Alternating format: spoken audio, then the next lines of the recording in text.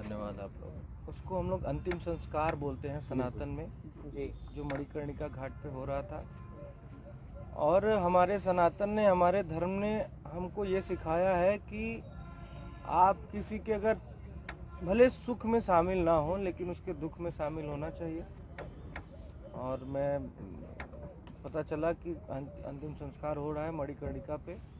मैं उसी दिन मुंबई से आया था, तो हमारा फ़र्ज़ था कि मैं गया, जाता और जाना चाहिए था, और मैं गया। ये जो घटना हुई है भैया, काफ़ी भोजपुरी इंडस्ट्री में शोक की लहर है और काफ़ी चौंका देने वाली घटना है।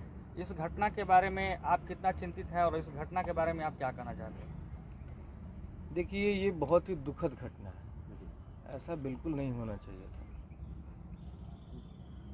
अपने आप को ख़त्म करने का निर्णय इस दुनिया का सबसे खराब निर्णय है। लेकिन कौन किस परिस्थिति में यह निर्णय लेता है तो ये गलत निर्णय। कोई भी, दुनिया का कोई भी आदमी इसको सही नहीं ठहरा सकता कि अपने आप को ख़त्म करने का निर्णय सही है। कोई नहीं कर सकता। बाबा का शासन है, बाबा का राज्य है। यहाँ पे हमें नहीं लगता कि किसी के साथ अन्याय होगा। सबको न्याय मिलेगा। कानून अपना काम कर रहा है। अगर हम ये चाहते हैं कि भैया, दोषी जब अगर कोई हो तो उसे बख्शा न जाए, लेकिन निर्दोष अगर कोई हो तो वो भी बेचारा फंसे ना। हाँ, दोषी हो तो ना बख्शिए, लेकिन निर्दोष भी अगर कोई हो तो वो बेचारा फंसे ना। हम बहुत सुनते हैं कि निर्दोष लोग भी फंस जाते हैं, तो ऐसा भी नहीं होना चाहिए। नहीं तो हमारे बनारस में भी काशी फिल्म संस्था है, बहुत सारे हमारे, अगर हम, मुझे भी लगता है इस सेट पे जितने सारे लोग हैं, अगर उन लोग को पता होता तो मुझे लगता है कि इसमें से 50% लोग तो जाते ही। आकांक्षा जी मतलब एकदम फ्रेंडली लड़की थी, एकदम बिंदास रहने वाली, सबके साथ घुल मिल के काम करने वाली। तो मुझे नहीं लगता है कि किसी को अगर पता चलता तो उनके अंतिम संस्कार में नहीं पहुंचते। जिस तरह से भैया उनके बॉडी को जब होटल से लेके जाया जा रहा था, एक पिकअप में लवारिस की तरह उनके लाश को जब इस तरह से लेके जाया जा रहा था, क्या एक एम्बुलेंस नहीं हो सकता था?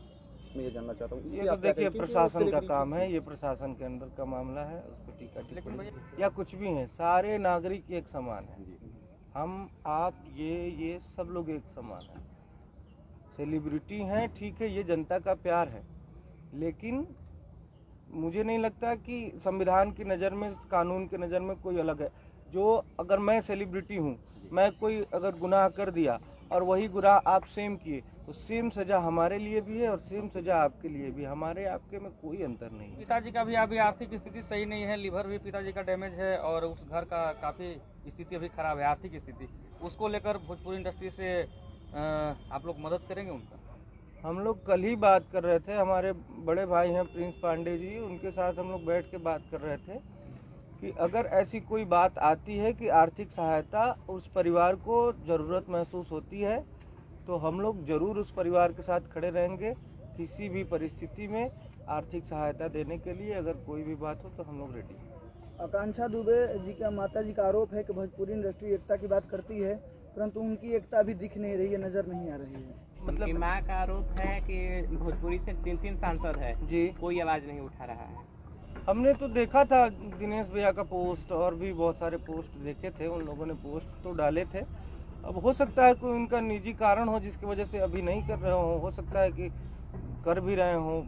इसके बारे में हमें कोई जानकारी नहीं है, इस पर कोई टिप्पणी क्या नहीं कर रितेश पांडे जी इस केस में सीबीआई जांच की मांग करते हैं? बिल्कुल, अगर परिवार संतुष्ट नहीं है आपके पुलिस के जांच से, वैसे मुझे लगता है कि उत्तर प्रदेश पुलिस बहुत सक्षम है।